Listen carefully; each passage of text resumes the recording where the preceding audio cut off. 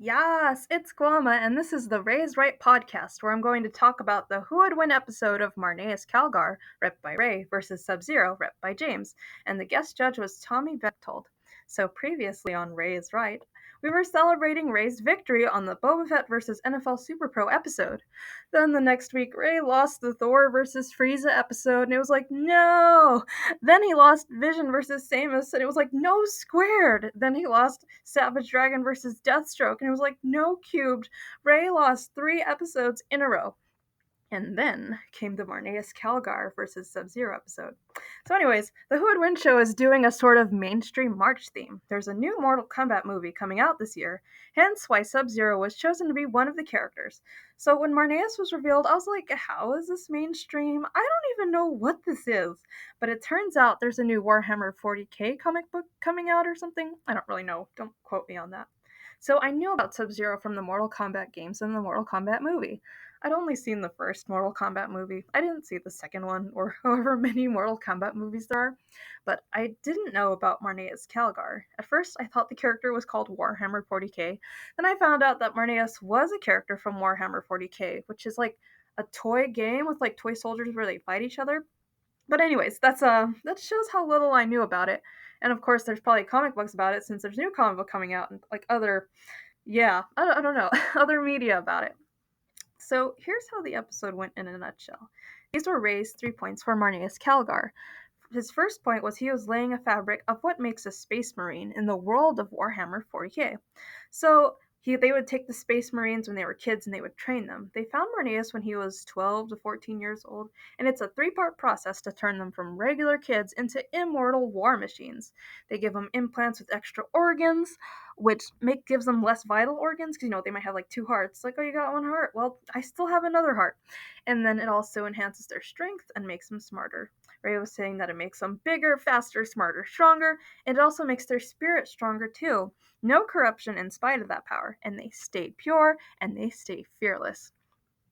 Not only is he strong enough to wear all that armor, he's really strong without the armor, and he's not your basic average run-of-the-mill space marine, even though they're already formidable. He's fought for many years and in many campaigns. Ray's point number 2 was that about the gear of the Space Marines. He brings a lot of gear to the table in addition to the man inside the armor of Heracles, which is master-crafted and one-of-a-kind, incredibly powerful armor.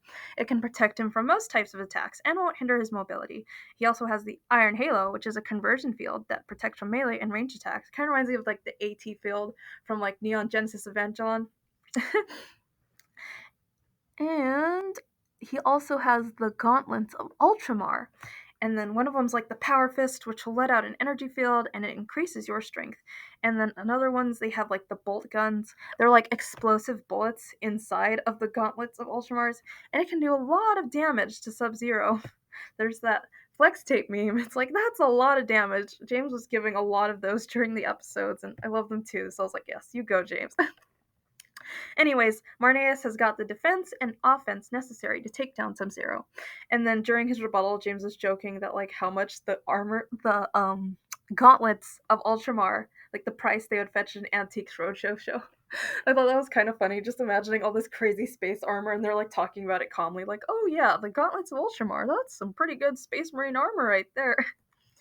And then Ray's point number 3 were the great victories that he's accomplished. He's had the Primaeus in him, named after the original Space Marines. It gives him the wisdom of the ages, and makes Marneus even more powerful. It makes him 9 feet tall instead of 7, and gives him extra power.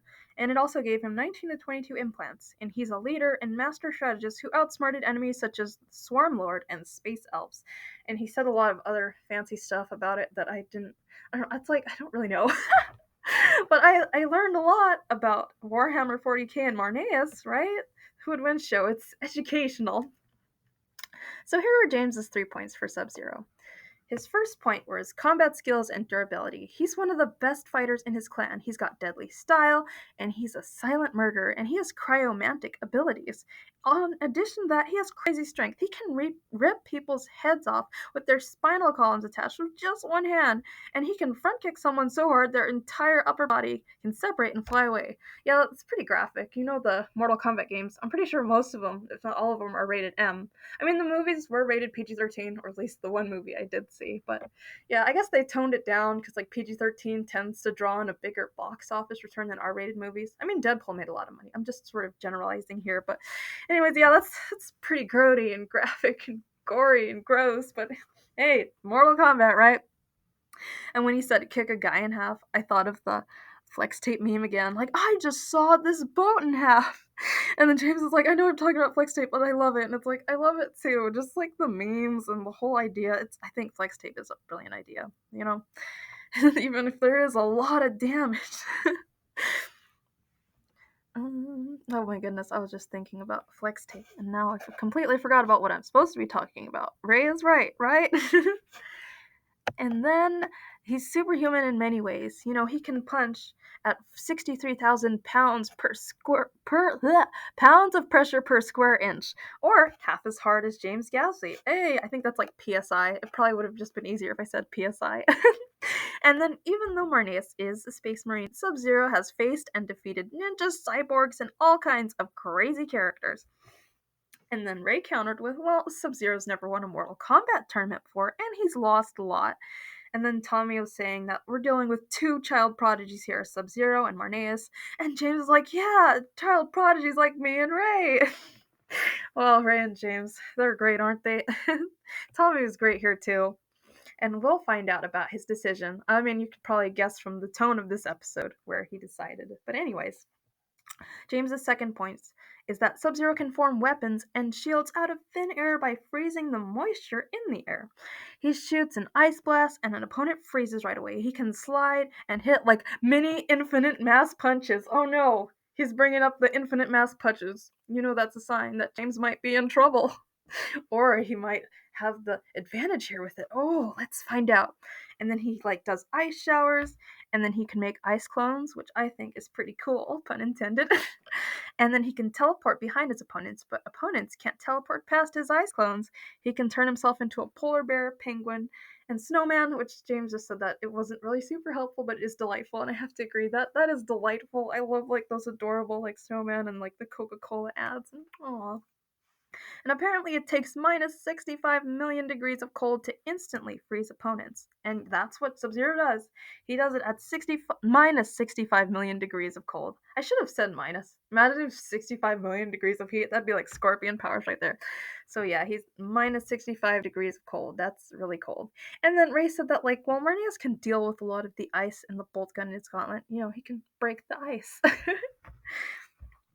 And then James's point number 3 is that Sub-Zero is magical in nature, and magic trumps technology. He has the Dragon Medallion, which increases his freezing power dramatically, and the pink elephant in the room. I love that saying. Sub-Zero's insane fatalities, a sign of his superhuman powers in addition to his magic, which can make the environment freezing as well. And then Ray played that Marneus has seen stuff similar to Sub-Zero's magic, even if it wasn't really magic, it's still pretty similar. So the turning points after their second points, Tommy was talking about how Marneus has like the wisdom of Gandalf with the power of Groot. He's talking about how like the inevitably of him makes him the front runner. And when you think of those like perfume ads, I don't remember what kind of perfume or cologne it was, but they're like it's inevitable. And then he compared Sub-Zero to like Spun Webb, who was an Atlanta Hawks basketball player. And he was saying that Sub-Zero is like a Swiss Army knife. He's Elsa on her angriest day. If you've seen like Frozen or Frozen 2 or the Frozen shorts, there's probably a lot of them now. Like Frozen's Elsa. She's pretty darn powerful. And then Tommy was saying that he needs to hear how Sub-Zero can defeat Marneus, if he can, in order to declare Sub-Zero the winner.